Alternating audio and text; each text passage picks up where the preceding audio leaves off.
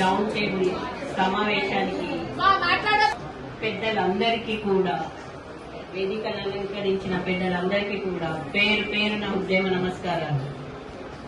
ఎందుకంటే ఇక్కడ నేను ఇప్పుడు దాకా వింటున్నది ఏంటంటే, ప్రతి ఒక్క ఆడపిల్ల ఉద్యోగాలు లేక ఇంట్లో ఎంత ఇబ్బంది పడుతున్నారు, వాళ్ళ సమస్యలు చెప్పుకుంటా.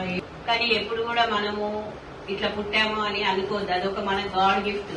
ఈ రోజు సమాజం అంతా మనల్ని చూస్తుంది అంటే మన అంగవైకల్యం ఉన్నదని, మనం 4 గుణము అంటే అది ఒక మన ఆత్మధైర్యాన్ని మనల్ని ముందుకు నడిపిస్తుంది. కాబట్టి ఉద్యోగాలు అని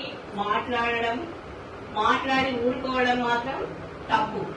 ఎందుకు అంటే ఉద్యోగాలు చాలా ఉన్నాయి, కానీ ఇప్పుడు దాకా బ్లాక్ పోస్టులు కానీ అంటే ఎవరైతే ఫిజికల్లీగా ఉన్న హ్యాండిక్యాప్స్ ఉన్నారో ఖచ్చితంగా వాళ్ళకి అంగన్వాడీ టీచర్లు కానీ ఆయమ్మలు కానీ తీసుకోవాలని చెప్పి నేను పేపర్ స్టేట్మెంట్ కూడా ఇవ్వడం జరిగింది.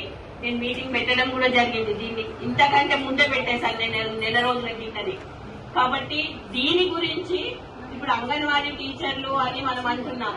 ఎన్నో పోస్టింగ్స్ ఉన్నాయమ్మా, ఇయ్యాలి అనుకుంటే ఈ గవర్నమెంట్ ఎందుకు ఇస్తలేదు?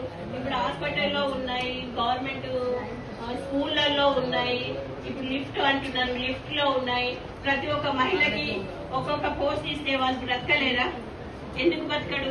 కానీ వీళ్ళు అట్లాంటి పనులు చెయ్యరు. బస్ ఫ్రీ అని చెప్పి బస్ ఫ్రీ వేసిండ్రు. ఎవరి కోసం వేసిండ్రు? కాళ్ళు చేతులు మంచిగా ఉన్న వాళ్ళ కోసమే బస్ ఫ్రీ వేసిండ్రు.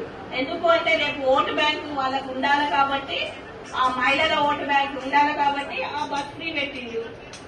ఇప్పుడు బస్సులు కూడా మన ఏది